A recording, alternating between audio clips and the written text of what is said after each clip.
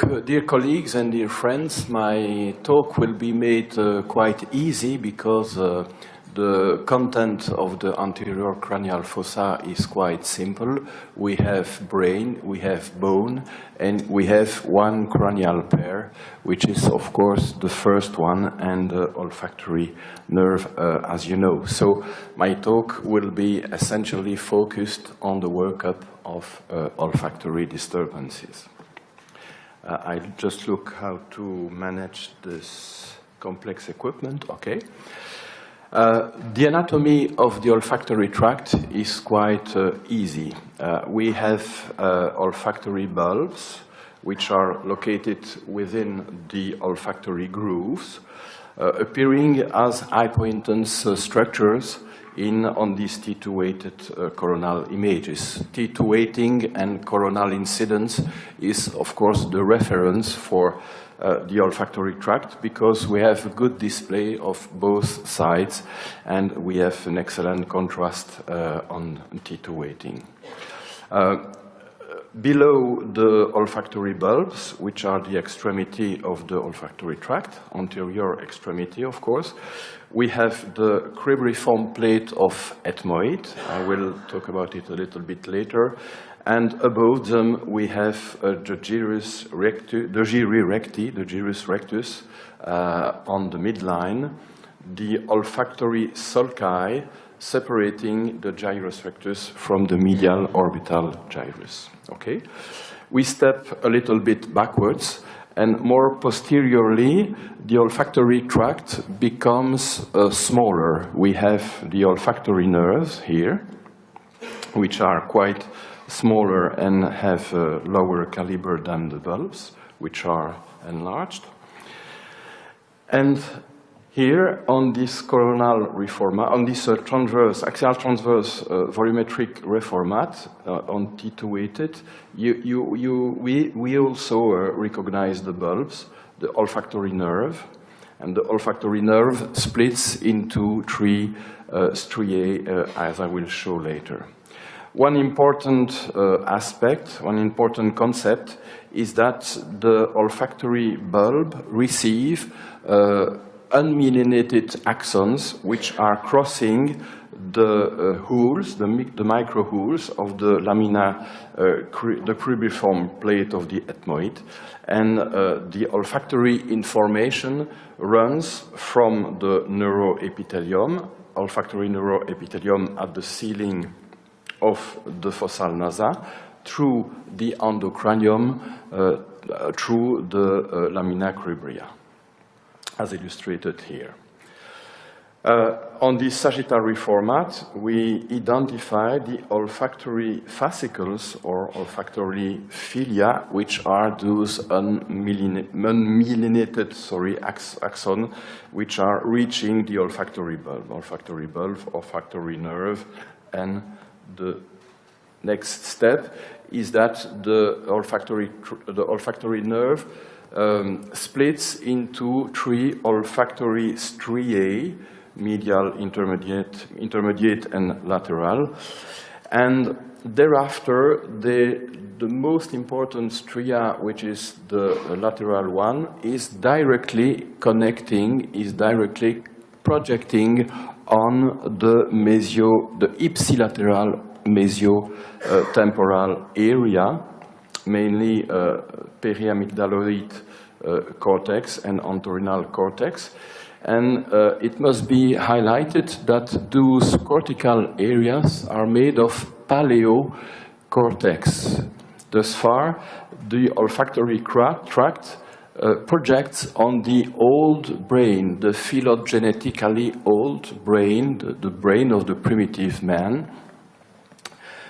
This is a unique characteristic of olfaction that it projects on the old brain. There are also projection on the neocortical area here, the orbitofrontal area. Thus, we have a kind of bivalence of the projection of the olfactory system on both paleocortex and neocortex. It is quite interesting in the development of the human being because, as you see, this good friend of mine, the man of Neanderthal, had a small forehead, a small neo brain, and a primitive brain, but he also had a great nose and certainly very performing olfactory capabilities. Another interesting characteristic of the olfactory tract is that it is closely linked to the so-called limbic lobe or limbic system through the lateral olfactory striae projecting on amygdala and hippocampus.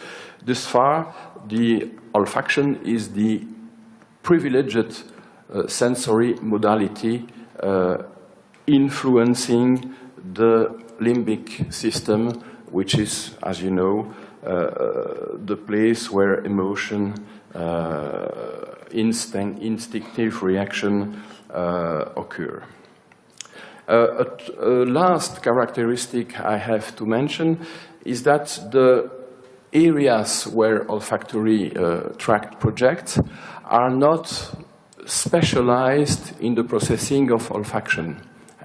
As you know, we see with our calcarine cortex, this is highly specialized cortical area. We see with the calcarine area, we hear with temporal area, and we smell with those area, but those area are doing other processing, other processes than olfactory information.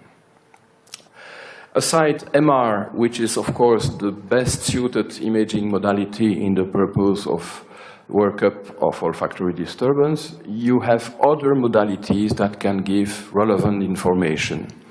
On the upper row, you see CBCT, cone beam CT images, which gave relevant information regarding bone, of course, and we easily identify the olfactory grooves where the bulbs and the olfactory nerve is crossing, but we don't see it, of course. We see on the sagittal ray format, we see the micro holes of the cribriform plate of ethmoid. And on the coronal ray format, we very well see also the olfactory grooves. This X-ray methods give information about bone. This is not a surprise. If you are looking at bone information, you will use CT modality, but of course MRI will be preferred because of higher and best soft tissue contrast. Using conventional MSCT, you have additional information. With cone beam CT, you have absolutely no information about soft tissue. With conventional CT, you have some additional information about soft tissue, like represented in this case. You see that this patient had traumatic anosmia. He didn't want to undergo MRI because he was claustrophobic, and instead of performing MRI, we were constrained to perform a CT. And you see that there was contusion, there were sequelae of contusion, but also there was, it's a little bit limit, of course, there was also an atrophy of the left bulb. Of course, we should have preferred MRI to see it. 3T or less, we made some experimentation on a few numbers of volunteers, and we didn't find significant differences in information about size and shape of olfactory tract, so that we use indifferently 1.5 or 3 Tesla. It is not mandatory for us to use a 3T system to investigate the olfactory system. And now we are coming to the pathological side, the first category of pathology is the congenital disturbance, which are linked to dysgenesis or anagenesis of the olfactory tract.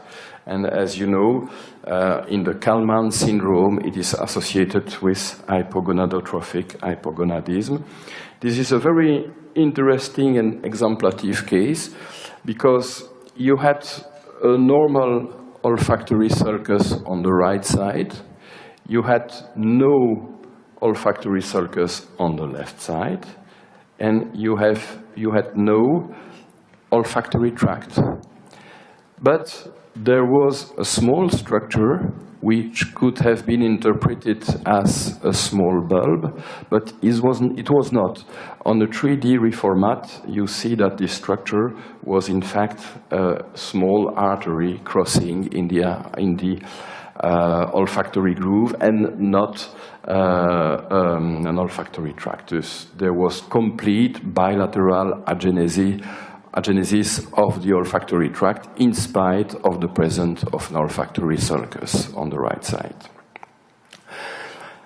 Congenital disease is not so simple as yes or no for the presence of an olfactory tract. In this interesting case, you see that in the most anterior plane, slice location, you had no sulcus on the left, you had a sulcus on the right. You should say, okay, right side is normal, but left is not. A little bit backwards, you see that the olfactory bulb is appearing, which is not a surprise. But on the other side, you have a black, unidentified object. What is it? We step again a little bit backwards, and we see that the black object disappears, and we see the appearance of a normal sulcus and the beginning of the bulb. And on the last, most posterior image, you see that you have normal bulbs on both sides and normal olfactory sulcus. And what is very interesting is that what was the black object? It was unidentified. We did contrast-enhanced images with FATSAT, but we had no peculiar information. And what gave the information was, of course, the CT. It was a little osteoma which was located in the olfactory groove.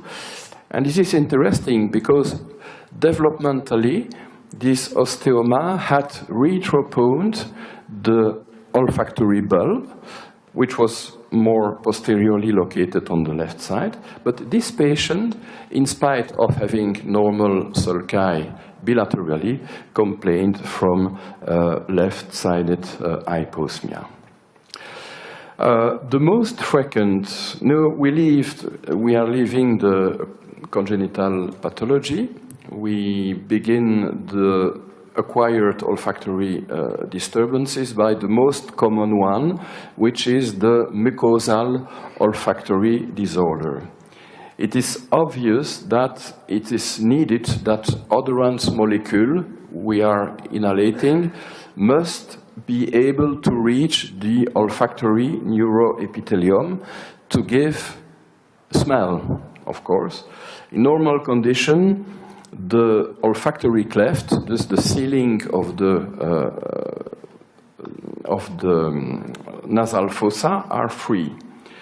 When there is a mucosal thickening or mucus or both, you have an occlusion of the olfactory cleft and you have mechanical obstacle to the odorant molecules. We can no more reach the olfactory epithelium, and in this condition, it's obvious that there is a problem of smelling.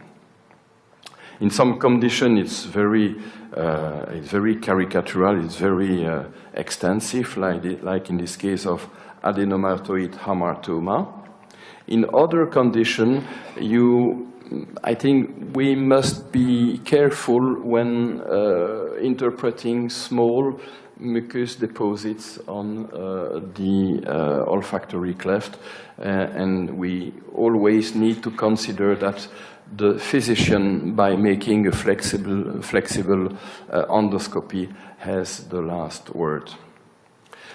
Another category of pathology is the post-infectious olfactory dysfunction, which is the extension of inflammation of the mucosa, of viral inflammation of the mucosa through the myelinated axon to the bulbs, giving what we can call a bulbitis and a secondary scarring and destruction of the bulb.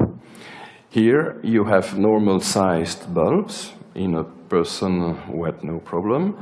Here we have post-bulbitis, asymmetric atrophy, as you see. The right side is very thin, the left side is a little bit less thin, and in this case we have bilateral severe atrophy. This highlights the value of measuring the olfactory bulb volume. I will indicate you why in a few minutes, by the time is crossing. The third category of pathology is post-traumatic anosmia. Okay, you have two main mechanisms for giving olfactory disturbance. The first one, which is well known, is the shearing injury of the filia olfactoria at the cribriform plate of the ethmoid, and the second is the cortical damage, traumatic damage to the olfactory area of projection. Here you have a coronal T2 image in a case of post-traumatic anosmia. You will see that the right side is abnormal. You have abnormal signal intensity within the right bulb, a kind of bulbomalacia, we should say.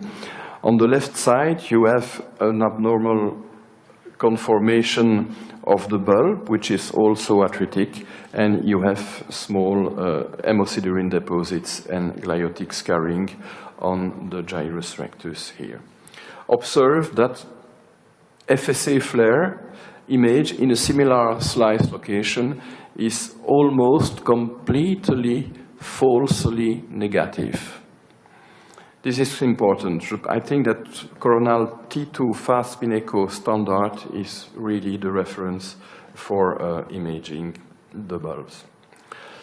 A very nice case in which you have hypersignal intensity within the bulbs, this bulbomalacia 2, and you have a thin line surrounding the atretic bulbs, which is a linear deposit of hemosiderin within the pia of the bulb. You have, again, scars and hemosiderin deposits, and you see a sagittal view of the bulb with hypersignal intensity and a margin of hyposignal intensity. Tumors. Well, there is a specific tumor of the olfactory tract, which is the esthesioneuroblastoma. This is a very rare condition with two peaks in frequency, the first one in pediatric age, the second one around 50 years. This has no specific characteristic except maybe the location with an epicenter on the base of the skull at the level of the cribriform plate and an extension both upward and downward. But of course the diagnosis is a biopsic one, and when considering the few patients I have seen with this malignancy, with huge tumors, I don't think that olfactory disturbance was very discriminant in those cases, because they came with intracranial hypertension, bleeding of the nose from the nose and so on, but they had not been alerted by loss of smell. At the other extremity of the scale of severity, you have another paradigmatic condition, which is the neoplasm, which is the meningioma of the olfactory groove, a well-known pathology. And this is very interesting. This meningioma was impinging and thereafter completely encasing the left olfactory bulb. And this is very interesting because this patient, who was a fireman, I talked with him, had the only complaint of monolateral left-sided loss of smell. This was a clinical confirmation, that projection of olfactory information is ipsilateral and monolateral. Okay, there are many destructive disorders which are impinging of the olfactory tract. This is evident. You have inflammation, like in this case of Wegener's disease, with bone destruction and granulomatous tissue encasing the olfactory tract. You have local primary malignancies, like this case of ethmoid carcinoma. There are other neoplasm, squamous cell carcinoma, sinonasal undifferentiated carcinoma, accessory salivary gland carcinoma, lymphoma, and so on. The list is not exhaustive. And of course, you have carcinomatose, you have meningeal spread of neoplasm, here a case of neoplasm of the breast with a complete encasement of the olfactory bulbs too. Quickly, because I have not so much time, many neurodegenerative disorders have a olfactory component in the clinical presentation. Alzheimer, Huntington, Parkinson, Down, again, the list is not exhaustive. We are performing a huge clinical research about Alzheimer's disease because a vast number of patients have olfactory disturbance, and we have the impression that olfactory disturbance could precede the classical memory disorders in those patients. There are many iatrogenic conditions which impairs with olfaction. It's obvious, local surgery, local radiation therapy, and many drugs, not exhaustive list again, with local antibiotic, inhibitors of the ACE, antiblastic drugs, and so on. Of course, tobacco smoking should not be allowed, this is evident, not only to avoid some forms of lung cancer, but also because tobacco smoking lessens the olfactory capabilities. But abstinence of tobacco is always rewarded because olfactory function recovers after stopping smoking. I have few time to talk about quantitative measurement. We have seen a case of Kalman disease with an olfactory sulcus absent on one side and present on the other side. We have made a study in in person suffering from congenital anosmia, and we found that if the clinical question is, has this patient congenital anosmia? It's not very clear in many cases. Do you have smelled normally in past time? I don't know, maybe, and so on. But it's imprecise. And if you measure on this manner the depth of the olfactory sulcus, you can, and if you measure 8 millimeters, you can exclude a congenital anosmia with a sensitivity of 72 and a specificity of 100. Just measure the bulb. If the patient is suspect of having congenital anosmia, you have a precious indicator by measuring the sulcus. Another important aspect is the measurement of the volume of the bulbs. Okay, we use a planimetric contouring technique. You contour the bulbs on all slides. You have a surface in millimeters square. You multiply by the slice thickness and the interslice gap, and you have a volume. And which is interesting is that there is a close correlation between the olfactory bulb, the volume of the olfactory bulb, and the olfactory performance. As illustrated here, we all have a peak of performance at the age of 40. This is given by this curve comparing TDI score, which is a clinical score of smell, to the years of age. And look at this, you have olfactory volume against the age, and you have almost a similar curve, which means that there is very, very close correlation between the performance of smelling and the volume of the bulb. And this is of major interest in the clinical practice, of course, because if the patient does no more smell after influenza or coryza and so on, and if you document small bulbs, hope for recovering normal function is almost lost. Okay?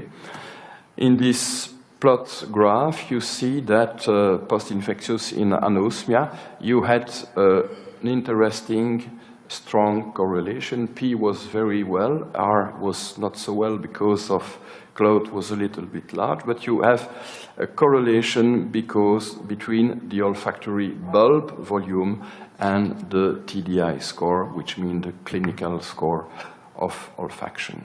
Okay, I think I have no more time to speak to you about the psychophysical testing of olfaction. I will just say the anosmic patient will undergo testing, sniff test, okay, to assess the severity of the disorder, but these testings have no specificity. Whatever the etiology, you have no indication about whatever the value of the deficit, you have no indication of the origin. And this is why imaging is very, very important. As radiologists, we are key. We have the key. We have an important key of the diagnosis of the origin of the anosmia. Okay, we can perform bold fMRI. You see here, it needs expensive material, but it runs. You see it here.